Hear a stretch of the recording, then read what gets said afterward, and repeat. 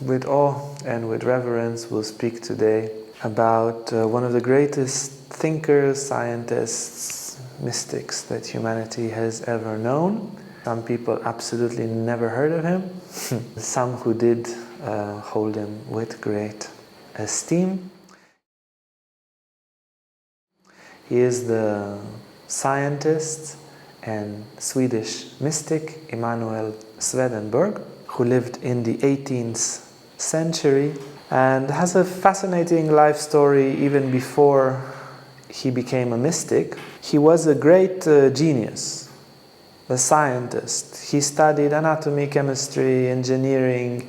He was like a Da Vinci. He was making drawings of how submarines should be, following very precise laws, how airplanes, and he was one of the people that conceived the laws of aerodynamics. He studied psychology, was a musician. He published numerous scientific papers, geometry, you name it, the science of metals, of crystals, thousands and thousands of scientific papers and books. The main research that he did was about the brain. He was searching for the soul in the human body, as did Descartes a few centuries before. He's one of the people that discovered the pituitary gland, and he's held in great esteem for that, and among the first scientists to speak about neurons as particular cells of the nerves, 18th century. The cerebral spinal fluid, also the fluid that flows through the spine and through the brain, is this very beautiful water, like a transparent water-like fluid. It's also one of his discoveries, and the frontal lobe. So he was this great scientist, very esteemed, friends with the Queen, and everybody knew him. And at that time he was considered, there were three that were considered the smartest people alive: Goethe, Immanuel, Kant, and Emmanuel Swedenborg. So two Emmanuels there. He was a great believer, in the time where there was a lot of Protestants and this beginning of atheism was coming up. He himself was a great believer, but very free from the dogmas of the time. And his spiritual quest led him to have visions at the age of 56. He started seeing visions, first 2 visions of Christ, and then many, many, many visions of the astral world.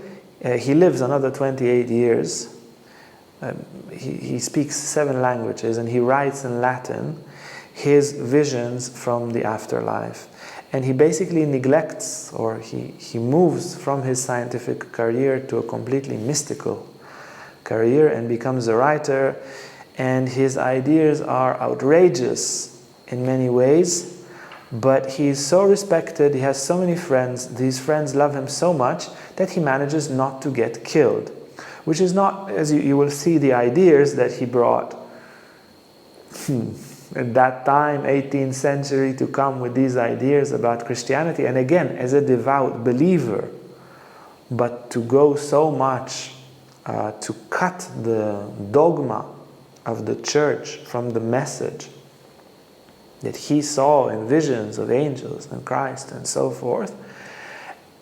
Some people have done it before, but they were killed. And to do that and write books and not get killed was indeed a very big skill, because some very influential people, including the Queen of Sweden and others, and Immanuel Kant himself, they really loved him and they protected him from the opposition that certainly was there. So in his visions he would see clearly, and sometimes simultaneously, this world and that world. And for example, with one of his meetings with the Queen of Sweden, he brought her a message from her brother who passed away. Her brother passed away years before, and Swedenborg came to her and he said, "My queen, can I whisper something in your ear?" And he gave her some very intimate messages. And the queen was shivering and crying, because nobody could know but her deceased brother. It was some information that only them privately knew, and she was extremely touched by that. In another event, when he was in Gothenburg, Gutenberg, as they say in Sweden, which is a few hundred kilometers from Stockholm, he was sitting, again, a very respected company, 15 people there, and then he says, there is a fire in Stockholm. There is a fire, it's burning, it's now coming close to my house. It's 2 houses from my house, they turned it off. And he was saying exactly what happened, where, what, the timings, everything was measured. And you know, it's 18th century. It took a few days to find out, 300 kilometers, yeah. But all the details were correct. The house, 2 houses next to his house was burned, but his house was saved exactly in that time. Immanuel Kant himself, he was very fascinated, and he sent people to Sweden to check what this is about. Yeah, to make he sent people make his own investigation to make sure this is not false, and to see what is there.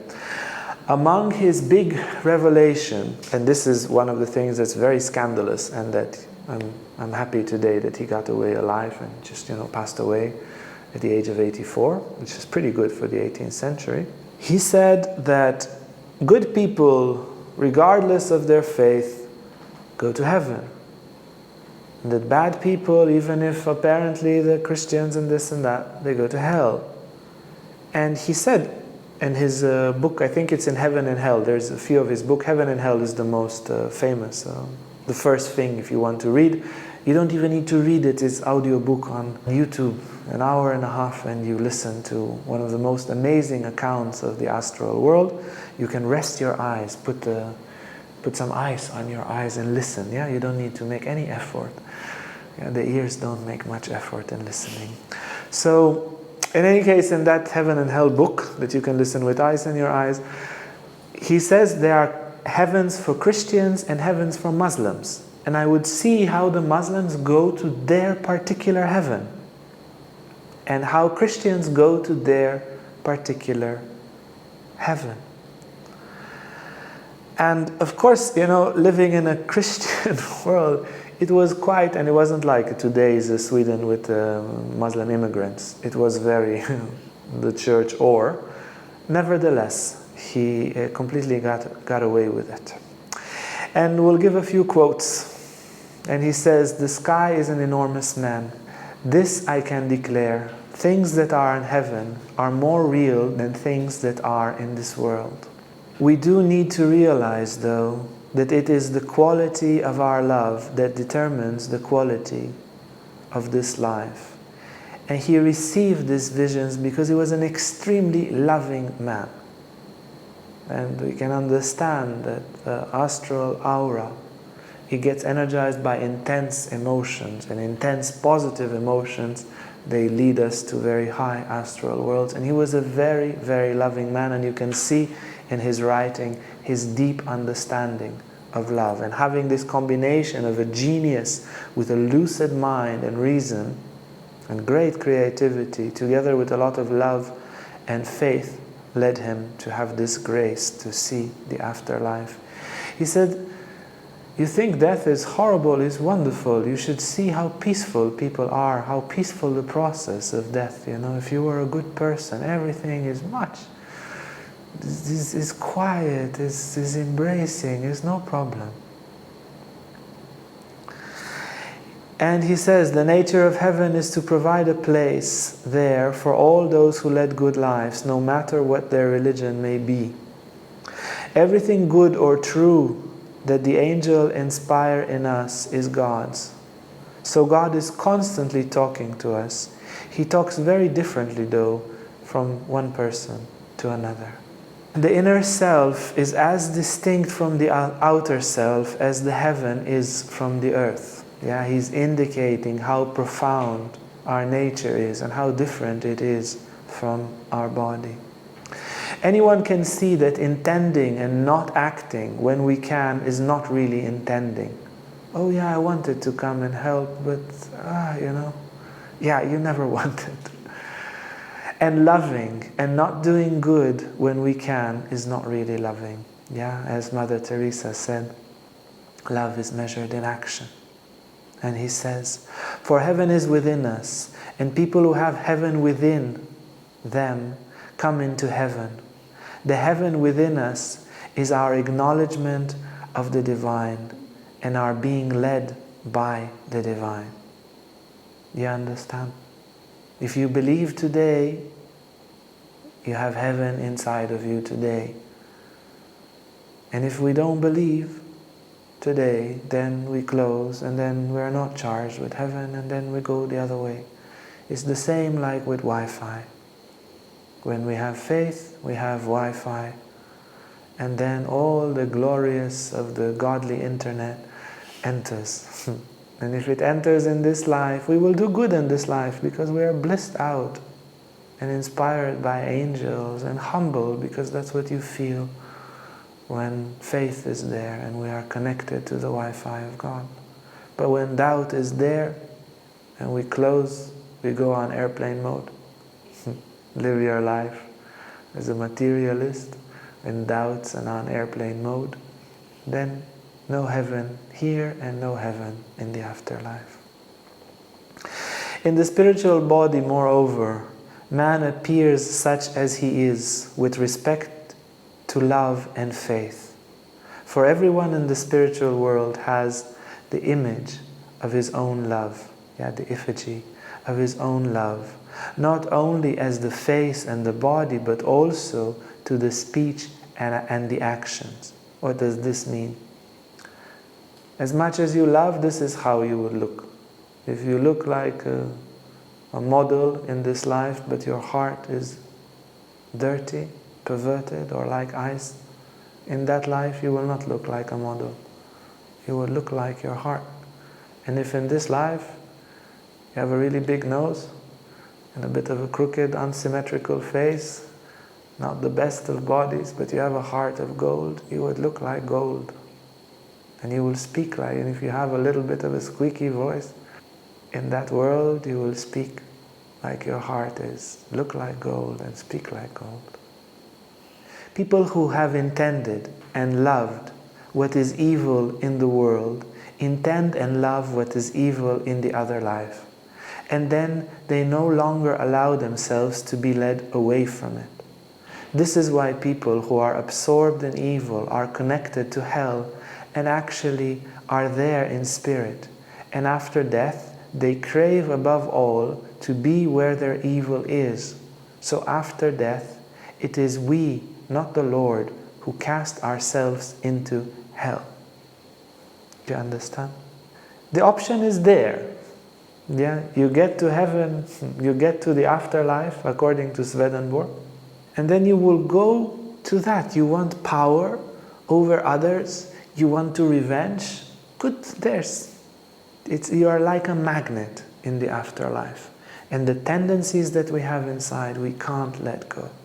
You see also, it's written very beautifully in Visions from Heaven of Sundar Singh, that we'll come to in a moment, how people that have evil inside, even if they are offered, there's a very touching story in Visions of Heaven of Sundar Singh.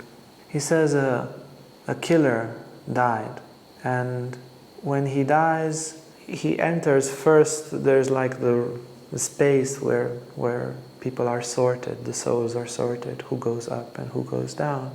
And he's there and he's very tormented because he's visible. All the evil inside of him, that's what happens in the afterlife. Everything becomes very, very visible.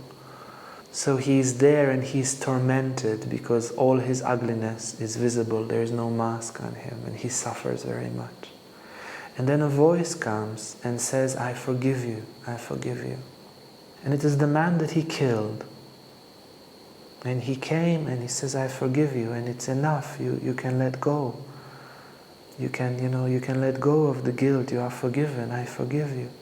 Sundar Singh says, the man tried too, but he couldn't let go. He couldn't let go of the evil, and he couldn't be seen as he is, and he couldn't bear the light of truth over there. And he fell into utter darkness. And if even he was forgiven by that man, He couldn't take it, because it wasn't just that sin, it was something inside of him which was like that.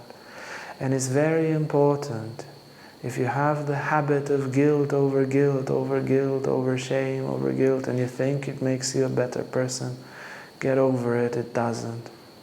You need to solve it in this life, yeah? If you have that we did 7 weeks on guilt, you will be much better. That's why we did it.